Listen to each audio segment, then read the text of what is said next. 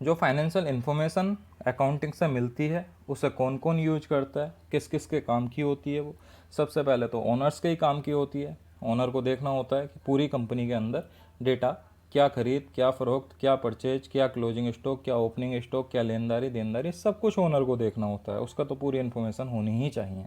दूसरा सप्लायर की इन्फॉर्मेशन, कि सप्लायर से कितना माल हमारे पास आया, सप्लायर को हमने क्या दिया। सप्लायर हमसे मांग सकता है अपने स्टेटमेंट कि भाई साहब मुझे बता दो कितने रुपए का माल आपने टोटल मुझसे ख़रीदा है, कितना दे दिया, ताकि मैं अपने खातों को आपके साथ मिला सकूं। तो सप्लायर सेम कस्टमर का है, कस्टमर भी हमसे अपनी स्टेटमेंट मांग सकता है खाते मिलाने के लिए, तो कस्टमर को भी हमें देनी पड़ेगी। इसके बाद होता है गवर्नमेंट एंड स्टेचुटरी बॉडीज। इसमें क्या होता है कि वो हमें हर महीने, क्वार्टर या फिर ईयर एंड पे कुछ टैक्सेस पे करने होते हैं। जैसे मैं एग्जांपल दे देता हूँ, जीएसटी आपको हर महीने पे करना होता है, टीडीएस हर महीने पे करना होता है। तो कुछ चीज़ें ये आपको पता कैसे चलेगा कि कितना जीएसटी मुझे पे करना है, कितने का माल मैंने ख़रीदा उस पर इनपुट कितना आ गया और कितने का माल बेचा उस पर आउटपुट कितना मुझे देना है। तो वो आपको पता चलेगा आपके अकाउंटिंग डेटा से। आपकी बैंक की पोजीशन आपको पता चलेगी आपके अकाउंटिंग डेटा से, कि कोई चेक बाउंस तो नहीं हुआ, कहीं ऐसा तो नहीं है कि मैंने चेक काट के दे रखे हैं अपने वेंडर को लेकिन क्लोजिंग बैलेंस मेरे बैंक में मंथ एंड पे है ही नहीं। तो ये सारी चीज़ें हमें हमारे अकाउंटिंग डेटा से पता चल जाती हैं। ठीक है, तो हमारे owner, supplier, customer, government bodies, bank, employ, share holder और इन्वेस्टर, ये लोग हमारे फाइनेंशियल डेटा के इंफॉर्मेशन को यूज करते हैं। लेवल 1 के यूजर हमारे मैनेजमेंट, एम्प्लॉय एंड इन्वेस्टर हैं, कस्टमर्स हैं। ये लोग हमारे लेवल 1 के यूजर हैं जो कि हमारे डेटा को यूज करते हैं। और मेजर यूजर जो हैं उसमें हमारे फिर इन्वेस्टर आ जाते हैं, गवर्नमेंट आ जाते हैं, सप्लायर आ जाते हैं, टैक्स ऑफिस आ जाते हैं, ये सब हमारे। इसके बाद आते हैं टाइप ऑफ ओनरशिप। व्यवसाय में ओनर होते कितने तरीके के हैं, कितने तरीके के व्यवसाय हो सकते हैं। तो दोस्तों सबसे पहला होता है प्रोप्राइटरशिप बिजनेस, जिसमें एक ही व्यापारी होता है, एकाकी व्यापार बोलते हैं इसको हिंदी में। एक ही व्यापारी होता है, जैसे लाला जी की दुकान होती है उसमें वो अकेले बैठे रहते हैं, अपना एक नौकर रख लिया, जो भी है अपने आप करना है, जो धंधा करना है, अपना प्रॉफिट अपना नुकसान सब कुछ अपना है प्रॉपर उनका, उसमें किसी का कोई लेना देना नहीं है। दूसरा पार्टनरशिप, पार्टनरशिप में 50-50 के दो पार्टनर हो सकते हैं, 70-30 के दो पार्टनर हो सकते हैं, 33-33 के 3 पार्टनर हो सकते हैं। कोई लिमिट नहीं है कितने भी पार्टनर हो सकते हैं पार्टनरशिप फर्म में, लेकिन मिनिमम 2 पार्टनर होने चाहिए। तो पार्टनरशिप फर्म में अपना प्रॉफिट रेशियो उनका अलग अलग होता है, अपने हिसाब से उनका कैपिटल रेशियो होता है। हो सकता है उनमें अंडरस्टैंडिंग हो, 30% तू लगाएगा, 70% मैं लगाऊंगा पैसा, प्रॉफिट भी 30% तेरे को मिलेगा, 70 मेरे को मिलेगा, या फिर प्रॉफिट हम बराबर बराबर रखेंगे क्योंकि काम ज़्यादा मैं कर लूँगा और पैसा ज़्यादा तू लगा लेगा। तो ये अलग अलग हो सकता है दोस्तों अपने हिसाब से। पार्टनरशिप फर्म की कंडीशन, जो भी उनका पार्टनरशिप डीड बनेगी उसमें वो ओपन करके अपना व्यवसाय शुरू कर सकते हैं। तीसरा होता है कंपनी। कंपनी में पब्लिक लिमिटेड और प्राइवेट लिमिटेड दो होते हैं, दोनों की कंडीशन अलग होती हैं as per companies act. Public limited के लिए अलग टर्म्स एंड कंडीशन है, प्राइवेट लिमिटेड के लिए अलग टर्म्स एंड कंडीशन है। लेकिन दोस्तों दोनों ही कंपनियां शेयर बेस पे चलती हैं, इसमें शेयरिंग होती है, मिनिमम 2 डायरेक्टर कंपलसरी हैं, शेयरिंग बेस पे कंपनी चल जाती है। कंपनी अपने आप में एक इंडिविजुअल अस्तित्व रखती है, इंडिविजुअल आइडेंटिटी कंपनी की होती है। तो इसमें जो भी प्रॉफिट एंड लॉस, जो भी रिस्क होते हैं वो सारे कंपनी के होते हैं, इसमें ओनर्स का कोई रिस्क नहीं होता। ठीक है, इसके बाद होती है non profit organisation, non governmental organisation, NGO, जिनकी प्रॉफिट एंड लॉस नहीं बनता, इनकी इनकम स्टेटमेंट बनती है और ये टैक्स फ्री भी होती हैं। बहुत सारी नॉन प्रॉफिट ऑर्गेनाइजेशन है जिनके ऊपर कोई टैक्स नहीं लगता है, तो इनका अकाउंटिंग प्रोसेस अलग होता है।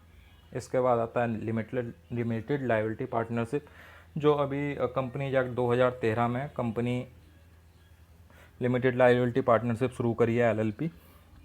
इसमें भी पार्टनर्स की कोई लायबिलिटी नहीं होती है ज़्यादा, एलएलपी के अंदर भी अनलिमिटेड लायबिलिटी पार्टनर्स की नहीं रहती है। यह भी कंपनीज एक्ट का ही प्रोविज़न है एक। चलिए दोस्तों आगे चलते हैं। 5 इम्पोर्टेंट एलिमेंट्स ऑफ अकाउंट्स, यानी अकाउंट के 5 ऐसे एलिमेंट्स जिनके बिना अकाउंट्स नहीं हो सकते। पहला है हमारा असेट्स।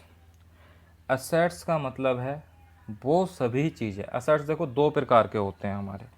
पहला होता है टेंजिबल असेट्स, दूसरा होता है इनटेंजिबल असेट्स। टेंजिबल असेट्स कौन से होते हैं? टेंजिबल असेट्स वो होते हैं जिन्हें हम छू के देख सकते हैं, महसूस कर सकते हैं। Furniture, car, vehicle, computer, machinery, plant, building, ये सब क्या हैं? ये ऐसे एसेट्स हैं जिन्हें हम छू सकते हैं, ठीक है, ऐसी संपत्ति हैं जिन्हें हम छू के देख सकते हैं, तो ये हमारे टेंजिबल एसेट्स हैं। इनटेंजिबल एसेट्स क्या है? इनटेंजिबल एसेट्स वो हैं जिन्हें हम छू के नहीं देख सकते बट हमारे एसेट्स हैं। जैसे किसी फिल्म के लाइफ टाइम राइट्स मैंने ले लिए, तो वो फिल्म जब भी टीवी पर चलेगी तभी मुझे पैसे कमा के देगी, यानी मेरी असेट्स हो गई, संपत्ति हो गई वो, लेकिन उसे मैं छू के तो नहीं देख सकता फिल्म को, तो वो इंटेंजिबल एसेट्स होती है। कोई सॉफ्टवेयर है जो मुझे हमेशा कमा के देगा, मेरे उसके ऊपर ज़िंदगी भर कॉपीराइट है, तो वो क्या है? इंटेंजिबल एसेट्स में काउंट होगा। तो दोस्तों यहाँ क्लियर है, टेंजिबल एसेट्स जिन्हें हम छू के देख सकते हैं, इंटेंजिबल एसेट्स जिन्हें हम छू के नहीं देख सकते। एसेट्स हमारे दो तरह के होते हैं। लाइबिलिटीज, लाइबिलिटीज का मतलब है देनदारी। वो देनदारी चाहे हमारी गवर्नमेंट की हो या प्राइवेट की हो या बैंक की हो, किसी भी तरह की देनदारी हमारी लाइबिलिटीज होती है। जैसे हमारे लोन्स हो गए, लोन्स हमारे अनसिक्योर्ड भी हो सकते हैं, सिक्योर्ड भी हो सकते हैं, बैंक से भी हो सकते हैं, प्राइवेट इंस्टीट्यूशन से भी हो सकते हैं, या किसी इंडिविजुअल से भी हो सकते हैं। उसके बाद गवर्नमेंट की कोई टैक्स लाइबिलिटी भी हो सकती है, गवर्नमेंट की कोई पेनल्टी भी हो सकती है। तो लाइबिलिटीज का मतलब यह है देनदारी। हमें कोई भी देनदारी हमें देना है मार्केट में पैसा, चाहे वो किसी क्रेडिटर का हो या फिर हमारा लोन हो, वो सभी लाइबिलिटीज में कवर होते हैं दोस्तों। कैपिटल, कैपिटल वो पूंजी है जो ऑनर अपने बिजनेस में लगाता है, इनिशियल स्टेज पे या फिर बाद में। जो भी कैपिटल इंट्रोड्यूस करेगा ओनर अपने बिजनेस के अंदर, वो हमारे कैपिटल में जाएगी। बिना कैपिटल के कभी भी कोई बिजनेस नहीं शुरू हो सकता। इनिशियल स्टेज पे बिजनेस जब भी शुरू होता है, ओनर कुछ ना कुछ कैपिटल उसमें इंट्रोड्यूस करता ही है। रेवेन्यू, रेवेन्यू वो प्रॉफिट एंड लॉस है, लॉस नहीं है। रेवेन्यू का मतलब लॉस नहीं है, रेवेन्यू का मतलब प्रॉफिट ही है, जो कि हम लोग अपना ट्रांजैक्शन करके, हम अपना माल बेच के कमाते हैं, उसे हम रेवेन्यू बोलते हैं। एक्सपेंसेस, जो कि हम माल बेचने और ख़रीदते टाइम सैलरी, वेजेस या फिर किसी भी तरह का खर्चा अपनी फर्म के बिजनेस में करते हैं, उसे हम एक्सपेंसेस में कंसिडर करते हैं। तो ये 5 मोस्ट इम्पोर्टेंट एलिमेंट हैं जिनके बिना हमारे अकाउंट्स कंप्लीट नहीं हो सकते। ये हमारे 5 मोस्ट इम्पोर्टेंट एलिमेंट आपको याद रखने होंगे। कहीं कोई दिक्कत होती है, कहीं कोई इश्यू बनते हैं, आप मुझसे बात कीजिए। अगर वीडियो पसंद आई हो तो वीडियो को लाइक करें, सब्सक्राइब करें और बेल आइकन को दबाना ना भूलें। आपका कोई भी कमेंट अगर होता है, इस वीडियो को लेकर कोई सजेशन होता है, तो आप कमेंट में लिखना ना भूलें। मेरी मेल आईडी वीडियो के डिस्क्रिप्शन में दी हुई है, आप मुझे मेल भी कर सकते हैं। धन्यवाद। मिलते हैं अपनी अगली वीडियो के साथ एक नए टॉपिक को लेकर। धन्यवाद।